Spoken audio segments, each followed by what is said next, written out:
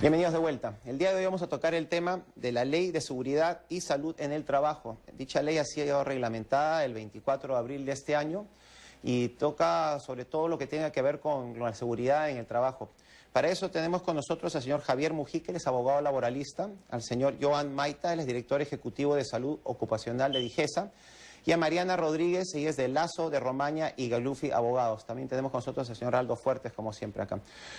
Javier, ¿por qué no comienzas a explicar la importancia de esta norma en el Perú? Yo creo que la importancia fundamental de esta norma radica en que constituye un verdadero paso hacia la modernidad. No es aceptable que el Perú mantenga los índices de siniestralidad laboral que hoy día tiene, con unas tasas de mortalidad y de accidentes de trabajo que destacan en relación con otros países de América Latina. La OIT señala que de aproximadamente 100.000 trabajadores, 18 mueren al año. Hay estadísticas que dicen que alrededor de 600 trabajadores de construcción civil sufren siniestros, accidentes en el año, y otro tanto ocurre en el sector de la minería. De cada 100.000, 600 No. o sea, 600 en total. Estoy hablando en primer lugar de los muertos, son 18 de cada 100.000 según la OIT, y luego reportes de accidentes en construcción civil y en minería de 600 en cada sector por año, y también registros de tasas de accidentes muy significativas en el sector de la agroindustria, en el sector de la estiva, y en muchos otros sectores. Entonces hacía falta la organización de un sistema nacional de prevención de riesgos, porque creo que ese es el aspecto fundamental. Es mucho más barato prevenir que curar y que reponer. Un sistema de prevención de riesgos que garantice estándares mínimos en materia de seguridad y de salud en el trabajo. En ese sentido, esta ley pone al Perú más o menos en el nivel que ya está primando en muchos otros lugares del mundo, que buscan garantizar estándares mínimos de protección en base a sistemas metódicos integrados, en los que además los trabajadores tengan una participación significativa, porque es con ellos con quienes hay que componer estos sistemas de seguridad laboral. Y esto, aparte de ser algo bueno que nosotros deberíamos de verlo como nosotros, también es muy importante porque muchos países, cuando hacen tratados de libre comercio, dicen: yo no voy a competir con un país donde tratan a la gente como esclavos o la tratan como gente, pues no a los mismos estándares que tratan en Europa o en un país más avanzado, porque piensa que es una competencia desleal, o llámelo de esa manera. Absolutamente, eso es un poco lo que define el concepto de dumping social, es decir, una manera desleal de competir en el comercio internacional que precisamente estos acuerdos de cooperación comercial o tratados de libre comercio buscan erradicar. El Tratado de Libre Comercio suscrito entre el Perú y los Estados Unidos tiene un capítulo, que es el capítulo 17, que incluye prevenciones muy específicas para garantizar los derechos fundamentales en el trabajo, tal como los define la OIT, la Organización Internacional del Trabajo, en una declaración de 1998, y el acuerdo que se está negociando y concluyendo con la Unión Europea también impone un conjunto de requisitos, de compromisos, para garantizar estos derechos fundamentales que incluyen la salud y la seguridad laboral. No se puede competir en el comercio internacional en base a una concepción de cholo barato, de minimizar los costos en la protección de la seguridad, la salud y sobre todo la dignidad de los trabajadores. Señor Maita, desde el punto de vista de comercio sabemos de que obviamente hay todas estas presiones, pero desde el punto de vista, digamos, de la salud, también había dicho Javier de que es obviamente más fácil prevenir que lamentar, pero ¿cómo se puede involucrar eso en compañías que no necesariamente son exportadoras? O sea, el hecho de que tenemos que prevenir los accidentes. Sí, yo te agradezco la invitación, y acotando a lo que menciona Javier, creo que acá hay que tener dos puntos en los sistemas de gestión de seguridad y salud. Un sistema que es seguridad, que ve el tema de accidentabilidad, y un tema de salud, que ve el tema de mortalidad por enfermedades. Entonces, ya Javier nos ha detallado cómo está comportándose el tema de la accidentabilidad, el índice de accidentes que tiene el país a nivel mundial, pero hay un tema también acá que es el tema de enfermedades, ¿no? Que poco o nada se ha avanzado ni en la gran, ni en la mediana, ni en la pequeña empresa. Hay un tema que tiene que gestionarse a través de metodologías, y que si bien es cierto, la gran empresa puede tener el recurso humano, puede tener el financiamiento de poder establecerlo, el reto para los sectores públicos, tanto el Ministerio de Trabajo como el Ministerio de Salud, es justamente llegar a la micro y la pequeña empresa, ¿no? Y hay un tema también que tenemos que abordar, porque está también el trabajo informal, está también el autoempleo, como es el tema de agricultura. Entonces, justamente para cubrir estos espacios es que la ley y el reglamento articulan lo que es el Consejo Nacional de Seguridad y Salud en el Trabajo, ¿no? Este consejo debe ser el que debe detallar, el que debe delinear esas políticas de seguridad y salud en el trabajo para la gran empresa, para la mediana empresa, para la microempresa y también para lo que es el sector informal y el autoempleo.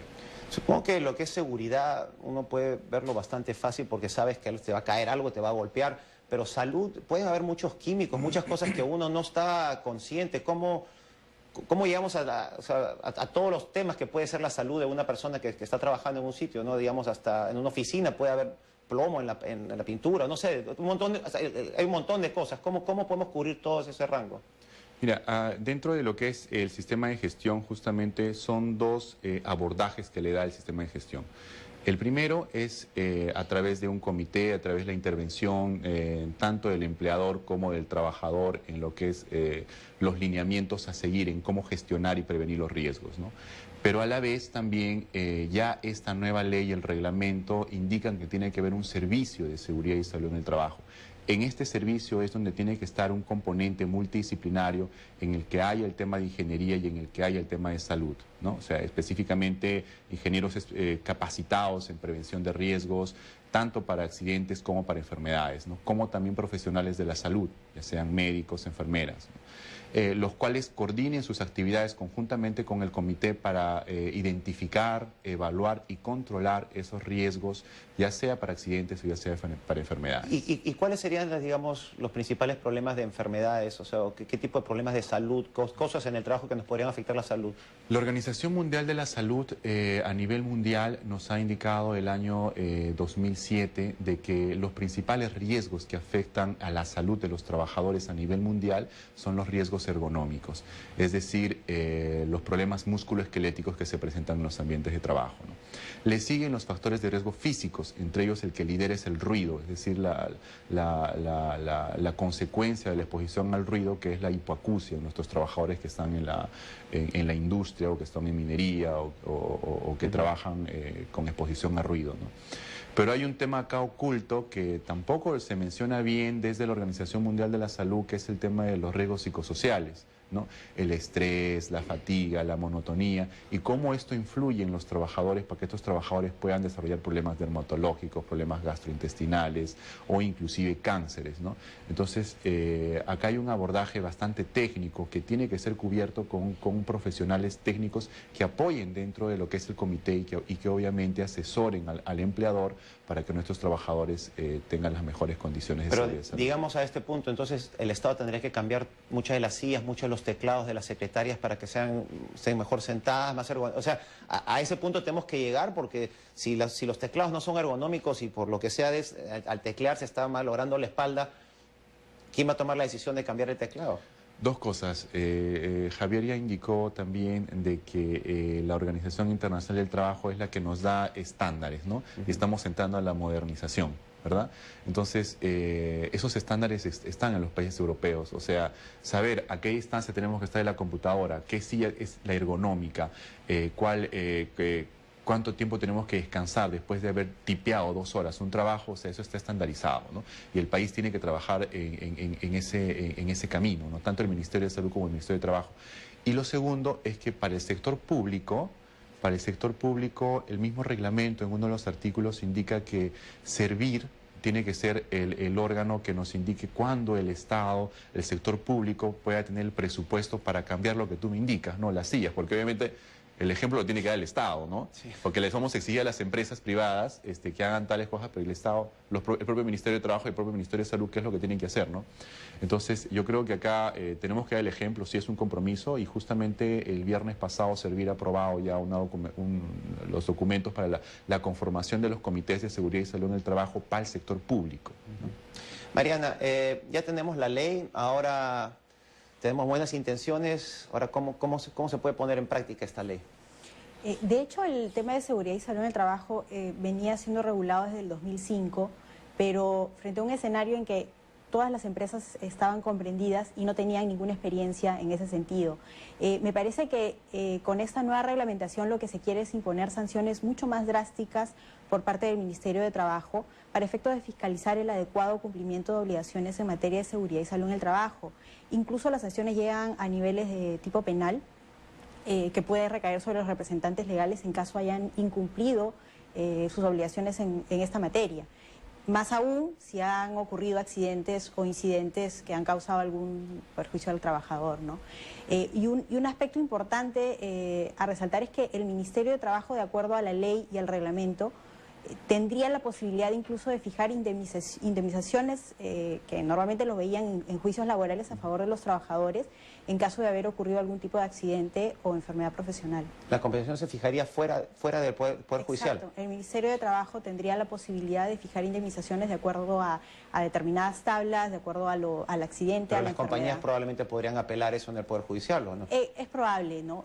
Siempre queda abierta la posibilidad de acudir a una acción contencioso administrativa en el Poder Judicial para apelar las decisiones del Ministerio de Trabajo, pero lo que sí llama bastante la atención es esta facultad que tendría ahora el Ministerio de Trabajo para que ya en vía administrativa puedan fijarse indemnizaciones. ¿Y hay algún rango o el Ministerio puede decir si has herido a 1000 personas te debe costar un montón de plata? No, se tienen que publicar tablas con rangos determinados para que de todas maneras existan ciertos criterios objetivos para que la Dirección de Inspección de Trabajo los pueda establecer, ¿no? ¿Y eso ha tenido algún precedente antes en el país, digamos, donde un ministerio así pueda tener sobre este tipo de materias? Es que en principio esta facultad está reservada al Poder Judicial, ¿no? Entonces llama bastante la atención el hecho mismo de que el Ministerio de Trabajo, que tal vez no tenga la experiencia necesaria ni los medios y los recursos para poder hacerlo, pueda fijar este tipo de indemnizaciones, ¿no? En otros países, yo justo estaba hablando con Javier, en otros países pasan juicios de acción difusa, donde mucha gente se puede juntar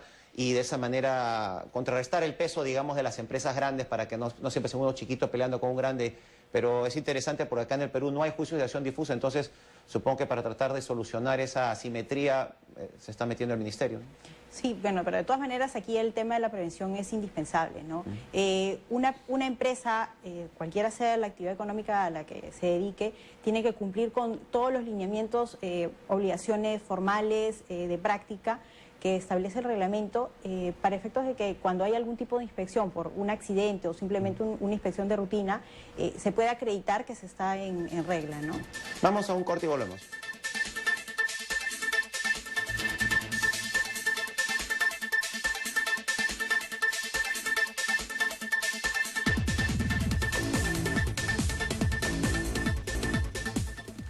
Bienvenidos de vuelta. Estamos tocando el tema de la seguridad y salud en el trabajo. Aldo, tú tenías una pregunta acá para Javier. Sí, la gran empresa puede rápidamente estar en el nivel de estos estándares internacionales, si es que no lo está ya, porque por políticas de matriz, por presupuesto. La mediana empresa, de repente esas que exportan ya más o menos están relacionadas con estos estándares internacionales respecto a seguridad y salud ocupacional. La pequeña y microempresa, ¿tú cómo ves, Javier, esa aplicación concreta ya en el día a día a nivel de la micro y pequeña empresa, sabiendo que entre las dos más o menos son el 98% de las empresas formales que existen en el país? Entonces, si queremos hablar de aplicación finalmente efectiva de esta normativa, habría que ver también al 98% de los entes o empresas a quienes se les va a exigir la aplicación de esta normativa. No sé cómo ves eso. Sí. Yo creo que en primer lugar, en general, las leyes, como las normas internacionales, definen estándares mínimos. Son formas de hacer las cosas que se consideran como lo mínimo indispensable. Uno puede hacer más que lo que dice la ley o lo que dice una norma internacional, pero debajo de lo que dice la ley y debajo de lo que dice la norma internacional no se puede. Y por eso es que la ley tiene una pretensión de universalidad, es para todas las personas. Cuando se estableció el cinturón de seguridad en el Perú fue muy resistido porque tenemos una cultura y un hábito de actuar informalmente. Y actuar informalmente es normalmente prescindir de las consecuencias de tus actos. Es decir, andar sin cinturón de seguridad expone la vida de tus pasajeros, pero nadie piensa en eso. lo que se piensa es en el costo de poner el cinturón de seguridad. Y es cierto que una compañía de taxis, que tiene 200 taxis, tiene por economía de escala mucho menos costo de implementar la medida que un tico informal.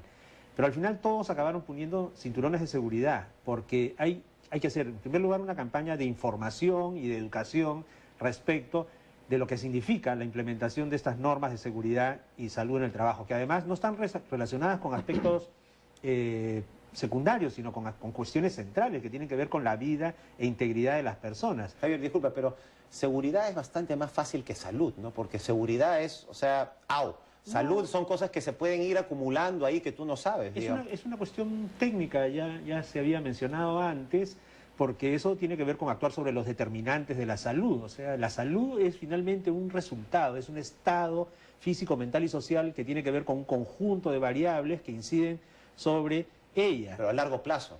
O sea, hay cosas que tienen que ver con el corto plazo y hay cosas que tienen que ver con el largo plazo. Si tú tienes unos malos hábitos alimenticios, fijo que vas a tener un problema gastrointestinal en el corto plazo y un cáncer en el mediano plazo. Para evitar el problema gastrointestinal y el cáncer, ahora mismo empiezas a modificar tus hábitos de consumo alimenticio. Pero eso está relacionado también con la disponibilidad de alimentos no nocivos y de alimentos que al revés hagan bien a la salud. Entonces, pero digamos, lo que estamos hablando, digamos, de lo ergonómico, de los dolores, digamos que alguien diga que todas las costureras de Gamarra ahora se tienen que cambiar porque todas las maneras que se están sentando están mal. ¿Alguien va a cambiar toda la manera de que se sientan todas las costureras de Gamarra? Yo creo que hay un par de cosas que hay que tener en cuenta. Una primera es que en algunas circunstancias hay que disponer una gradualidad en la aplicación de la ley. Pero queremos llegar a eso, Nosotros queremos llegar a la meta, y para llegar a la meta aplicamos un conjunto de procedimientos. Uno de ellos tiene que ver con la gradualidad, otro tiene que ver con la asistencia técnica para resolverlo en menor tiempo. Tú sabes que muchas empresas, racionalizando su estructura de gastos o de costos, pueden obtener liberación de recursos que les permiten aplicar cosas que creían que no podían hacer y sin embargo pueden hacerlo. Y además no solamente pueden, sino que deben hacerlo. Entonces, asistencia técnica, información, gradualidad pueden facilitar claramente la implementación de esta ley. Lo que debe quedar muy claro es que esta ley se tiene que cumplir por igual para todos, porque estamos protegiendo la vida y la salud de personas, no solamente incluso de las personas que trabajan, sino de las personas que por cualquier circunstancia vienen al centro de trabajo. O sea, la responsabilidad no es solo con los trabajadores, es también con las personas que se relacionan con el centro de trabajo y además con la cadena de producción. Entonces vuelvo al tema de Gamarra. Ahora último estaban comenzando a cerrar algunas de las galerías porque solamente tenían un ingreso y un egreso, y hay cables de electricidad por todo. Entonces, verdaderamente, prácticamente deberíamos estar diciendo que vamos a cerrar o vamos a transformar Gamarra, porque lo que está ahorita... Lo que hay que hacer es transformar, porque estamos civilizando. Nosotros hemos usado el eufemismo modernidad, pero modernidad Javier, pero acá hay un riesgo, digamos, toda la electricidad. ¿Vas a tener que recablear todo Gamarra para que Gamarra esté seguro? Bueno, lo tendrás que hacer gradualmente y encontrarás formas técnicas de hacerlo de una manera que suponga menores costos y más seguridad, pero para conseguir el resultado. O sea, no podemos dejar de lado el resultado por las dificultades que hay para implementarlo, que además, como también se ha mencionado, están muy pauteadas las metodologías para hacerlo. O sea, la OIT ha desarrollado muchísimo a través de sus convenios y recomendaciones internacionales la manera de implementar sistemas de seguridad y salud en el trabajo, incluso para las pequeñas empresas. Hay que ir a la página web de la OIT y ahí está todo perfectamente descrito. Señor Mayita, usted me estaba diciendo de que esto va a ser algo gradual, van a ir a conversar con las empresas y supongo que de acá a varios años ya se podrá hacer duro, pero ¿cómo va a ser toda la etapa gradual, digamos, para ir introduciendo todos estos temas? Bien, lo primero es justamente el fomento, la difusión, la asistencia técnica, ¿no? Tanto el Ministerio de Trabajo como el Ministerio de Salud tienen programado trabajar con los sindicatos, trabajar con los empleadores y justamente en aquellos polos donde se concentra la mayor cantidad industrial, ¿no? Como hemos estado comentando el tema de Gamarra, ¿no? Los estibadores, los recicladores, que son otro problema también, y el tema de agricultura, que tendremos que coordinar con el Ministerio de Agricultura para que también haya una prevención de los riesgos en este sector. Ahora, lamentablemente en el país estamos acostumbrados a trabajar si es que me castigan, ¿no? Y es el tema de por qué ha sido de que se cambió de un decreto supremo 005 del año 2005, perdón, ¿no? En donde no había una sanción penal y ahora sí, Y ahora sí hay una preocupación. Ahora todo el mundo está llamando al Ministerio de Salud para ver cómo implementan su sistema de gestión, cosa que no pasó cuando salió la primera norma en el año 2005, ¿no? Entonces, esto también es un tema en el cual hay una preocupación por los empleadores que a nosotros nos ayuda a priorizar, ¿no? Dónde poder incidir el fomento, la difusión, la asistencia técnica, enseñar, culturizar o civilizar, como queramos denominarlo, pero tenemos que llegar nosotros a un estado a la par de algunos países latinoamericanos que lo han conseguido, ¿no? O sea, Chile, Brasil, son países que están ya en altos índices de seguridad y salud en el trabajo, ¿no? Usted está diciendo entonces que es promoción, educación y después el palo. Debiera ser después del palo. Pero recién, usted me está diciendo de que recién cuando han enseñado el palo, recién están comenzando a llamar para tomar cuenta, o sea... El empleador lo ve de esa forma, o sea, el empleador no solicitaba la difusión, no solicitaba la capacitación por parte del Ministerio de Salud cuando salió la primera norma, pero cuando ya la norma te dice que va a haber un castigo, entonces es recién donde llaman y dicen, bueno, ¿cómo hago? ¿Cómo implemento el tema? Y o sea, un castigo penal, ya estamos hablando de algo un poco más serio también, eso no es algo civil. Una acotación muy breve es, estas obligaciones no son solo de los empleadores, también son de los trabajadores. El trabajador que se resiste a la capacitación, el trabajador que es renuente a seguir los procedimientos de seguridad y salud establecidos en el reglamento, el trabajador que manipula sustancias tóxicas o maquinaria sin autorización de su supervisor o jefe, ese trabajador está incumpliendo los deberes establecidos en la norma y su reglamento. Y los mismos supervisores también supongo que tienen que ellos, o sea, cosas penales con sus trabajadores y ellos en un momento les dicen, oye, váyanse a eso nomás y no se pongan el casco, claro, o algo rápido, no me fastidien, y pasa algo, es una implicancia penal para el supervisor, supongo. Así es, sí, hay una responsabilidad civil y otra penal que en este momento adquieren una notoriedad que hace que todo el mundo piense en la sanción, pero efectivamente la sanción no existe si tú te comportas de acuerdo a la norma. Pero tenemos que hay un montón de supervisores de que por algún motivo les va a caer la culpa siempre que hay un accidente, porque la primera persona que van a culpar siempre va a ser el supervisor. Bueno, pero de acuerdo a la ley, el primer responsable es el representante legal de la empresa. Por eso es que comenta el doctor que las empresas ahora se han puesto un poco en alerta de poder informarse adecuadamente, porque saben que a quien primero van a ir a molestar es o al gerente general o al gerente encargado de higiene y seguridad en el trabajo. Sí, pero yo estoy siendo un poco cínico, pero la empresa va a tener muy buenos abogados y lo primero que va a tratar de hacer es deflejárselo a ellos y tratar de culpar al supervisor. No sé... No, de hecho que va a haber responsabilidad del supervisor. Actualmente, si una empresa tiene 20 o más trabajadores, tiene que conformar un comité de seguridad y salud en el trabajo obligatoriamente, sea cual sea el tipo de actividad. Una empresa que tiene menos de 20 trabajadores tiene que nombrar un supervisor y en ambos casos deben ser elegidos por los trabajadores, y en el caso del comité de seguridad y salud en el trabajo, una parte es nombrada directamente por el empleador y otra parte elegida vía democráticamente por los propios trabajadores. Este comité funciona o tiene un rol súper importante en toda la gestión de seguridad y salud en el trabajo, porque es quien de primera mano vela por el cumplimiento de todos los lineamientos, aprueba el reglamento interno de seguridad y salud en el trabajo que debe haber en todas las empresas con 20 o más trabajadores, y tiene un control constante para que se cumplan las medidas, para que las personas puedan usar los equipos de protección personal. Y de hecho la responsabilidad, por ejemplo, en el caso de un supervisor, es la posibilidad de un despido, ¿no? Un despido directo para el... Y un juicio penal. Probablemente. Y civil. Bueno, civil ya saben, pero digamos, juicio penal, digamos, pero verdaderamente todo lo que estamos haciendo es dándole un montón de nuevas responsabilidades a los supervisores, o sea, porque el presidente de la compañía no ve pues cada cosa, o sea, cada nivel, cada instancia que tú estás diciendo que se va a hacer para crear todo esto, está dando responsabilidades y... No sé si ellos van a pedir más plata, pero en verdad están corriendo mayor riesgo porque de alguna manera van a haber varios supervisores de que les van a culpar esto. Yo no creo que estemos dándoles más responsabilidades, yo creo que estamos formalizando las responsabilidades que ellos tienen, que son inherentes a su cargo. ¿Qué es un supervisor? Es un responsable de que las cosas funcionen bien a todo nivel. Y pero si él tiene una responsabilidad civil, digamos, millonaria y le están pagando pues un salario normal, él va a estar asustado. Pero es que también hay que recordar que para un accidente, una emergencia, se hace una investigación. Entonces no definitivamente le va a tener la culpa el supervisor. Pueda que sí, ¿no? No, yo estoy siendo cínico. Yo lo que estoy diciendo es que muchas veces la compañía va a decir que el supervisor es el culpable. Claro, pero digamos, encima del supervisor está el gerente general y encima del gerente general está un directorio. Y si la compañía tiene que llevar, de acuerdo a la normatividad, 9 reglamentos, tiene que tener un reglamento interno de trabajo, tiene que tener un reglamento de las incidencias, accidentes, enfermedades profesionales, tiene que tener un reglamento relacionado con la capacitación. Tiene que tener 9 reglamentos, ¿ya? Que son las variables con las que se organiza ese sistema. Si nadie arriba miró que eso estuviera ocurriendo, ni el directorio, ni el gerente general, por favor, la cadena de responsabilidad está clara. Entonces, es simplemente actuar correctamente. Pero hay que tener todas las cadenas bien establecidas, si no el que le va a caer es el de abajo. Si actúas correctamente, no tendrás sanciones. Vamos a un corte y volvemos.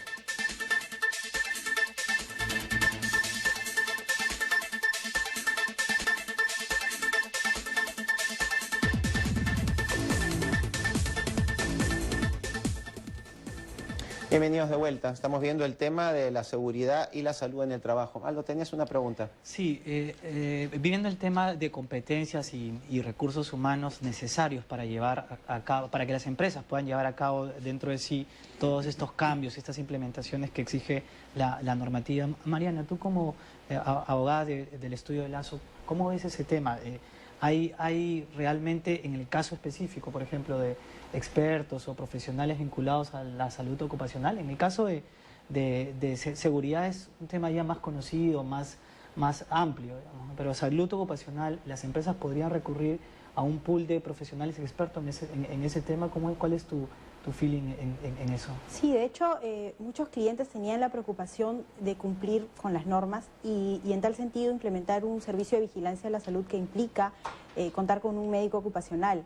El problema que se ha dado en la práctica es que hay muy pocos médicos ocupacionales que puedan estar capacitados o con título profesional para poder cumplir con esta labor.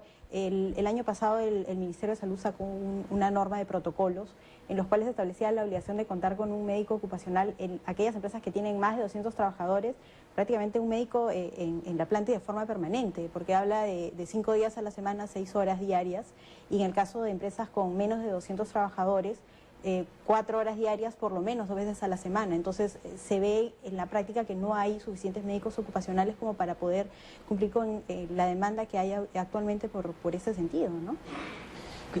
¿Y qué es lo que estaría haciendo el Ministerio, el Estado para suplir esta falta de recursos humanos, de profesionales expertos en esto, que van a ser necesarios para la implementación de esta normativa, ¿no? Sí, primero, antes de responder la pregunta, ¿no?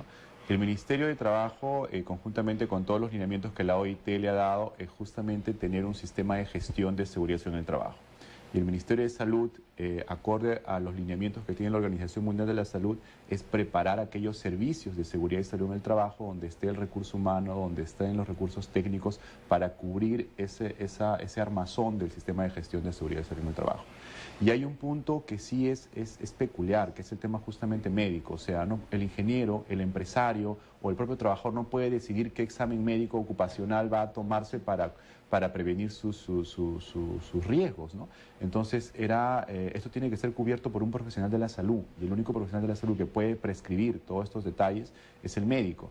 Entonces, en los países latinoamericanos que están liderando ahorita la economía latinoamericana, sí existe la carrera de medicina ocupacional como un posgrado después de ser médico cirujano, ¿no? Entonces, en el país, el Ministerio de Salud, específicamente a través del Instituto Nacional de Salud, ha podido tener un convenio con Cayetano Heredia, en el cual ha sacado ya diplomados en lo que es medicina ocupacional, y actualmente ya tiene una maestría en lo que es salud ocupacional. Asimismo, DIGESA también está fomentando a las universidades, a las facultades de medicina, para que pueda haber la priorización en los temas de medicina ocupacional. Somos uno de los últimos países en Latinoamérica que recién está implementando dentro de sus prioridades como especialidades médicas a la medicina ocupacional. Pero estamos en esa carrera, ¿no?, de poder implementar la falta de recurso humano, y yo creo que vamos a llegar a una etapa en la que podamos decir, sí, tenemos que cubrir esa cantidad. Es como el tema de los psicólogos para el tema de bullying, ¿no?, que también no habían, pero por lo que no hay, o sea, lo técnico, lo correcto es que haya un profesional que pueda aplicar la parte técnica, ¿no? Y bueno, sé que es un camino difícil, pero estamos trabajando en ello. Señor Medita, ¿hasta dónde podría llegar eso? ¿Esto podría llegar así tipo asiático, donde vemos, por ejemplo, los trabajadores en Toyota que todas las mañanas se hacen las manos, hacen sus ejercicios, o no sé, pues, porque supuestamente algún tipo de ejercicio, o podríamos tener gente que vea la comida que se les da a todos, o sea, nutricionistas, o sea, supongo que no sé si la comida será buena o mala, o será chatarra, no sé, pero estamos llegando a que tenemos que al trabajador ejercitarlo, saber cómo le damos de comer, o sea, hasta ¿Hasta qué punto va a llegar esto? Mira, el ambiente, uno ¿dónde pasa más tiempo? En la casa, en la recreación, en el trabajo. Es en el trabajo. Entonces, en el trabajo es el espacio donde se tiene que promocionar la salud, donde se tiene que fomentar la salud. Y justamente aquellos determinantes de la salud que hablaba Javier, es donde se tiene que fomentar la buena alimentación, el ejercicio, la actividad física, salud mental, salud sexual. Y es el servicio de seguridad y salud el que le va a brindar aquella educación o aquella asistencia técnica a todos los trabajadores, ¿no? Pero usted ve que en el Perú podamos tener cosas así, tipo como las compañías asiáticas que todos se paran a hacer unos ejercicios matutinos antes de trabajar. Mira, yo tengo experiencias con empresas en las cuales han implementado en su monitor cada 2 horas hacer pausas activas, hacer ejercicios de estiramiento, ejercicios de relajación, ¿no? Y en empresas que no son gran y mediana empresa, o sea, simplemente es poner un software y decir, esto es lo que me sirve o no me sirve, consultar con la persona técnica y sí, se puede aplicar. Yo creo que de esta forma vamos a disminuir la mayoría de los problemas de morbilidad que tenemos en los trabajadores. La propia diabetes, la Organización Mundial de la Salud nos ha indicado que puede ser consecuencia de los riesgos laborales. Entonces, si nosotros aplicamos un tema de prevención, de ataque a los determinantes de la salud en el ambiente de trabajo, podemos prevenir hasta la diabetes, que es más que todo comunitaria. Entonces, digamos, todas las máquinas que hay de comida chatarra en las empresas deberían de salir. Mira, el tema de la comida chatarra sí es un tema en el cual el Ministerio de Salud tiene un punto de vista que es peculiar, ¿no? Entonces, creo que es un camino también que le falta por recorrer al Ministerio de Salud, porque tendríamos que ver las calorías que nos da la comida y tener pues una comida sana y una comida saludable, ¿no? Pero justo cuando uno está trabajando, a veces uno no tiene tiempo y se mete pues un chocolate o lo que sea, ¿no? Digamos, pero, ¿por qué no comer una fruta o por qué no tomar agua? ¿No? Pero vuelvo al punto, ¿hasta dónde vamos a llegar esto? ¿La compañía debería tener un stand con comida saludable? Mira, nosotros en el propio Ministerio de Salud hace años, en nuestros breaks, ofrecíamos sanguchitos y que chocolates y que no. Ahora todos son breaks saludables, o sea, ofrecemos fruta seca, fruta natural, agua, o con cosas naturales, ¿no? Yeah. O sea, si tú te vas a otro país, y sin irnos a Europa, y pasa eso, ¿no? No, claro, pero acá no hay un desconocimiento. ¿Pero crees que va a pasar eso? Obviamente Sí, va a pasar lentamente en el Perú. Tiene que pasar lentamente. Y es una guerra que hace el Ministerio de Salud en promocionar, en difundir, en no decir pues que aquello que tiene, qué es lo que tiene o que no tiene full grasa, bueno, en algún momento tendremos que tocarlo. Javier, porque ese punto, digamos, nosotros estamos diciendo de que mucho de esto había comenzado por libre comercio. A los europeos no les va a importar si es que el trabajador peruano está comiendo chocolate o comida chatarra, digamos. Ellos no van hasta ese nivel, pero a nosotros como país, a nosotros como empresa, sí nos debería de importar eso. Es un poco diferente, ¿no?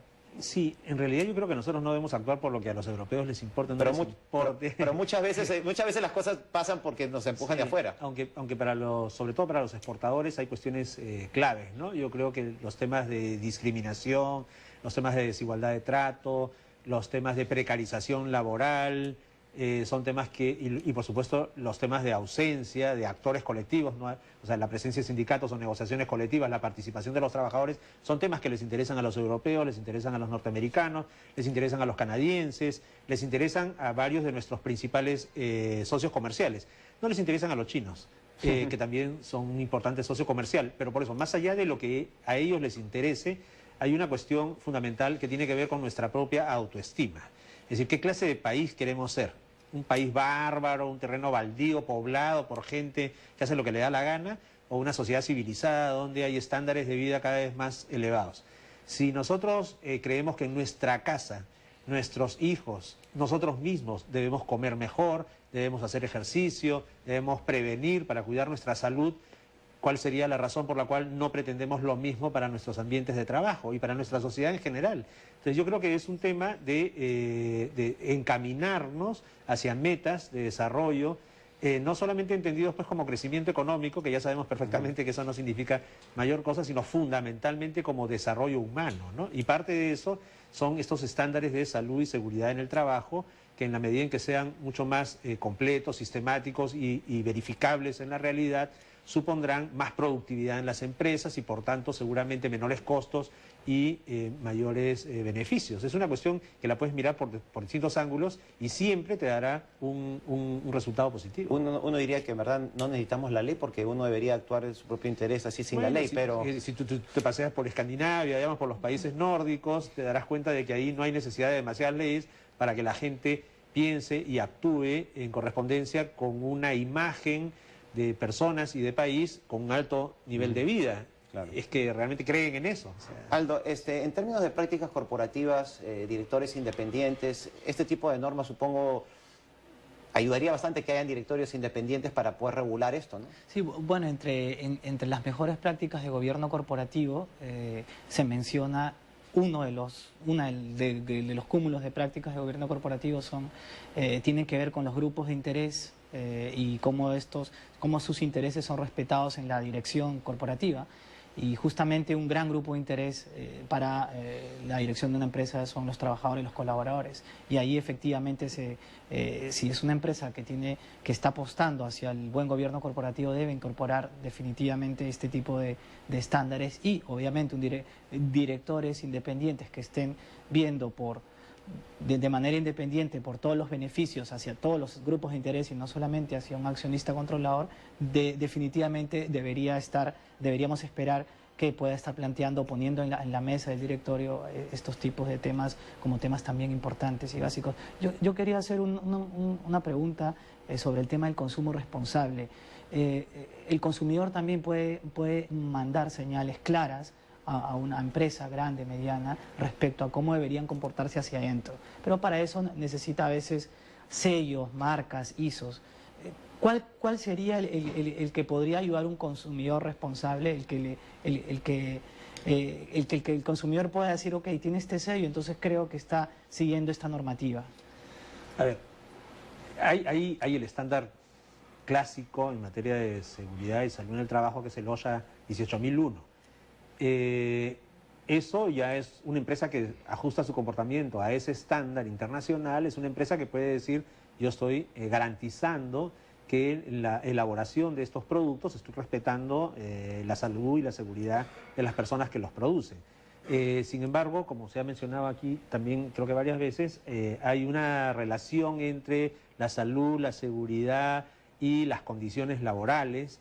Y en ese sentido, otro estándar interesante y más comprensivo sería esta norma Social Accountability 8000, SA 8000, que es una norma multipartes que garantiza no solamente que se atiendan los aspectos relacionados con salud y seguridad en el trabajo, sino que tienen que ver con los otros aspectos de la protección de los derechos laborales. Entonces, yo creo que existen en el mercado herramientas que pueden posibilitar acreditar esto ante los consumidores.